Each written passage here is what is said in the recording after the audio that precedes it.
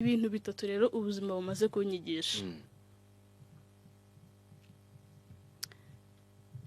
Ubuzima bwanyigishije ko kuba hari ukubana. Cyo ni cyambere. Icya kabiri, ubuzima bunyigisha ko nta mpamvu yo kurekura umuntu. Ntago ari sawa ko warekura umuntu muri buno buzima nyine ngo umureke agende.